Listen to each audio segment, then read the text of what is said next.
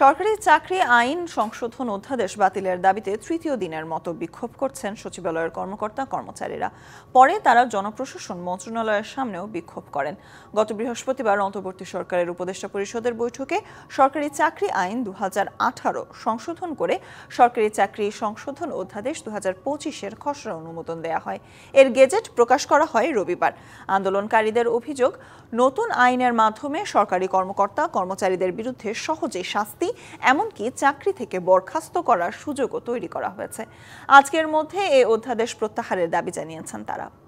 সচিবালয়ের সামনে থেকে এই বিক্ষোভ বিষয়ে বিস্তারিত জানাতে আমাদের সাথে যুক্ত হচ্ছেন সহকর্মী শাহ ইমন। ইমন, সচিবালয়ের কর্মকর্তা কর্মচারীরা কিছুক্ষণ আগে তাদের কর্মসূচি ঘোষণা করেছেন, বিস্তারিত জানাবেন। স্বর্ণা, আপনি জানেন যে গত 2 দিন যাবৎ সচিবালয়ের কর্মকর্তারা একটি আইন বাতিলের দাবিতে মূলত বিক্ষোভ এবং অবস্থান কর্মসূচি পালন করে আসছিল।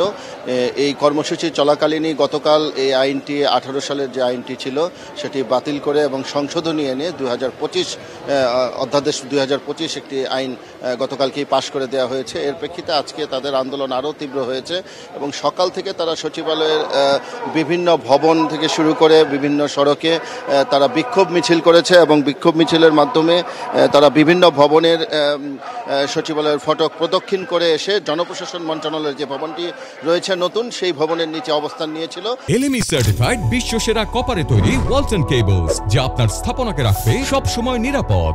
এবং সকাল থেকে তারা এখন পর্যন্ত অবস্থান নিয়েছিল। এখন কিছুটা বিক্ষিপ্তভাবে তারা ছড়িয়ে ছিটিয়ে রয়েছে।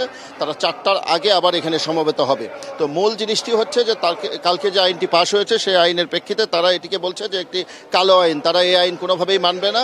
এই বিনা নোটিশে এবং মামলার কোনো সুযোগ নেই এবং তদন্তের সুযোগ নেই, বিনা নোটিশে তাদেরকে 7 দিনে চাকরিচ্যুত করতে পারবে, এই ধরনের যে আইনটি পাশ হয়েছে, তারা এই আইনের প্রতিবাদে মূলত বলছে যে আমরা এই বিক্ষোভ কর্মসূচি চালিয়ে যাচ্ছি।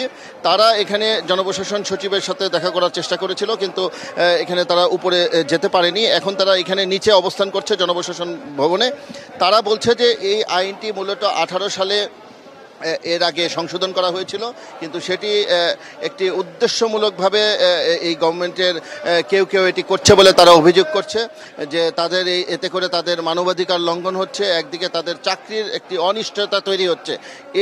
এই অনিশ্চয়তা থেকেই তারা মূলত এই প্রতিবাদ করছে। তারা এখন বলছে যে আমরা আমাদের আন্দোলন চালিয়ে যাব এবং আজকে বিকাল 4টা পর্যন্ত তারা এইখানেই জনপ্রশাসন যে ভবন রয়েছে সেইখানেই তারা অবস্থান করবে এবং 4টার পরে তাদের যারা স্থানীয় রয়েছে কর্মকর্তা কর্মচারীদের, তারা এখানে একটি কর্মসূচি ঘোষণা করবে এবং তারা এই ধরনের হুমকি দিয়েছে যে প্রয়োজনে তারা সচিবালয় অচল করে দিবে এবং তাদের এই দাবি যদি মেনে নেওয়া না হয়, তো সেই ক্ষেত্রে তারা বিকাল 4টার পরে আবার পরবর্তীতে কর্মসূচি ঘোষণা করবে যে তারা পরবর্তীতে কি ধরনের আন্দোলনে যাবে। তো এই ছিল এখনকার মতো সর্বশেষ পরিস্থিতি। আপনি থাকুন সেখানে, পরবর্তীতে আবারও যুক্ত হব আপনার সাথে।